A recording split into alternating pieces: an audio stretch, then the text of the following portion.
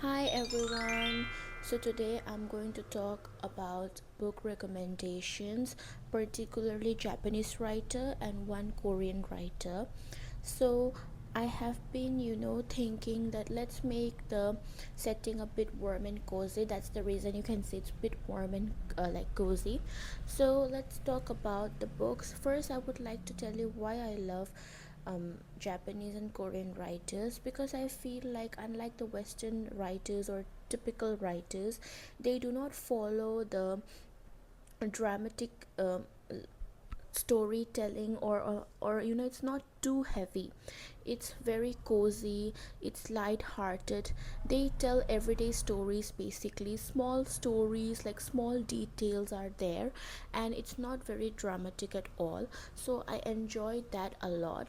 I enjoy this daily kind of storytelling, and that's the reason I enjoy reading it, because they're not too dramatic at all. They're not dramatic, and they do not give you a mini heart attack, or they do not make you overly excited or overly sad or overly happy. It's just a normal tale. So that's the reason I like Japanese and Korean writers, and their way of storytelling is very simple and it's mostly translated. So let's talk about the first writer, which is a Korean writer, Baek Sehi. I'm sorry if I'm not pronouncing it right. So I want to die, but I want to eat tteokbokki. This is the book. So guys, I will tell you, I read this book, and this is one of the best selling and very popular book actually. And while reading this book, I actually felt like, being there in the conversation with the psychiatrist. So the lead has been having a conversation, a personal conversation with her psychiatrist, and I feel like I have been observing that, because it feels as if you are there in the room.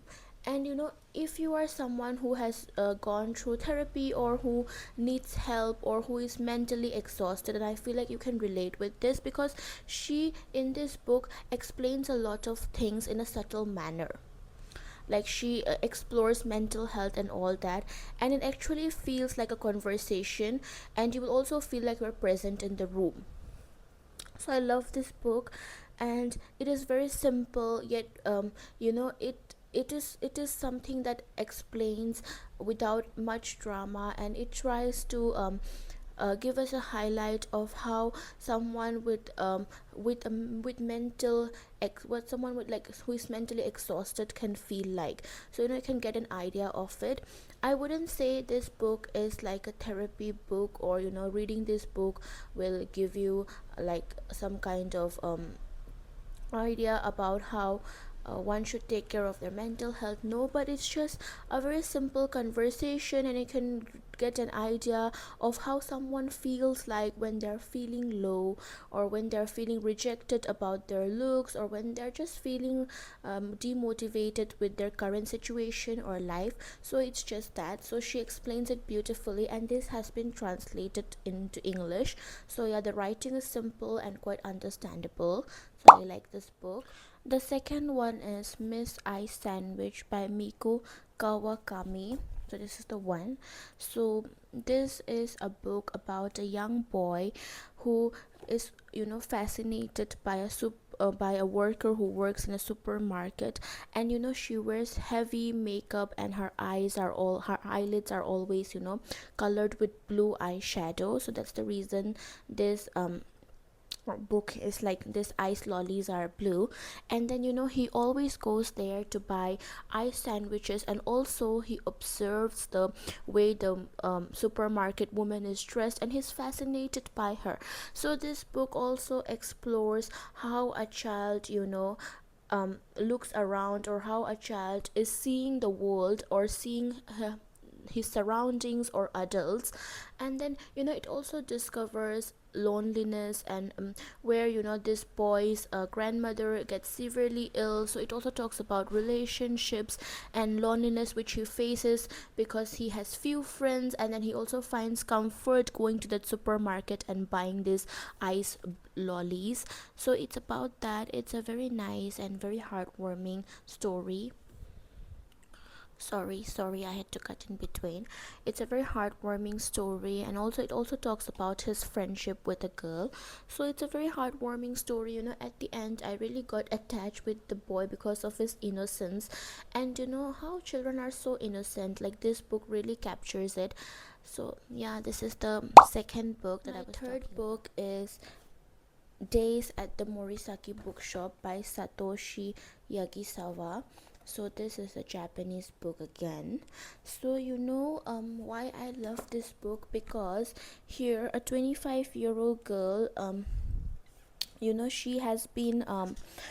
she has been left heartbroken by her boyfriend because he had left her. And then it's a journey about healing, I would say, because she feels rejected. She leaves her job, and then she finally decides to work at her uncle's shop, because her uncle invites her basically to take care of their second-hand bookshop. And then while taking care of that shop, she heals herself. She meets new people. She enjoys those little moments. She makes new friends, and then she also regains her love for books. And then it's just about healing, like how people heal. And healing takes time, and this book has been exactly showing us that healing takes time. This book is so cozy and so warm. It is not fast paced, it is slow. And it feels really relatable if you have ever felt heartbreak in any kind of friendship or relationships. So you'll be able to relate with it, and how she gathers her life again into normalcy.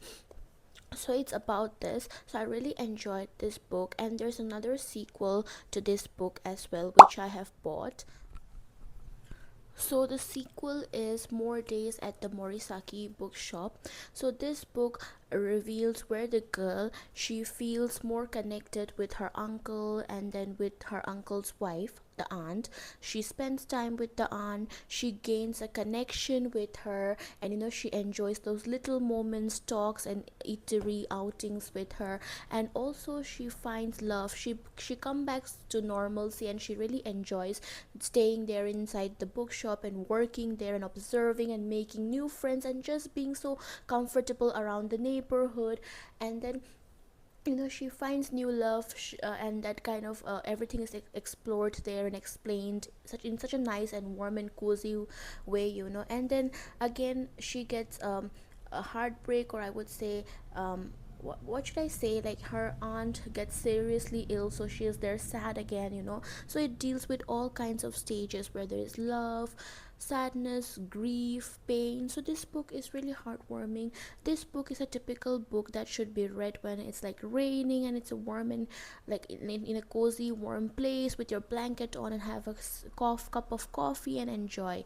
Like, this book is that kind of book. So I really enjoyed the part 2 as well. To be honest, I enjoyed the part 2 more because it has more stories and more twists than the part 1. But you should read the part 1, then go to part 2, because it's related. So the last book is what I'm currently reading right now. So I can just give a gist of it because I haven't read it fully. But I will tell you and what I have observed from reading few pages. So the last book is Convenience Store Woman by Sayaka Murata. So this is the book. So this book is about a 36-year-old woman who has been working in a convenience store for the past 18 years. And then it's about her life and how she feels that she's not a normal woman. And she feels socially, she has this social anxiety, I would say, and she's socially awkward. And then she constantly tries to make herself look normal, and she by hearts few words or lines from her sister or from her training, and tries to apply that in order to look normal to other people. And here she's constantly being pushed to get married or to have a normal job, because her friends and everyone thinks that she's not having a normal job, because yeah, it's just a part-time job, right? So her job is not being looked as a normal job for a 36-year-old woman to have.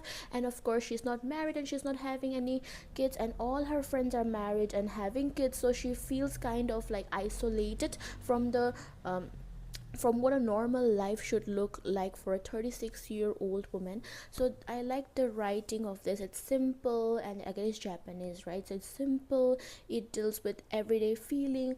I feel like most of us have felt this way as well, because sometimes our friends, they have achieved, so we feel they have achieved so much and we have not, and we kind of feel demotivated, and we feel, oh my god, we have not reached there at all, we need to reach, or we are not normal, we are slow learners, we can't achieve anything, we are failures. But it's not.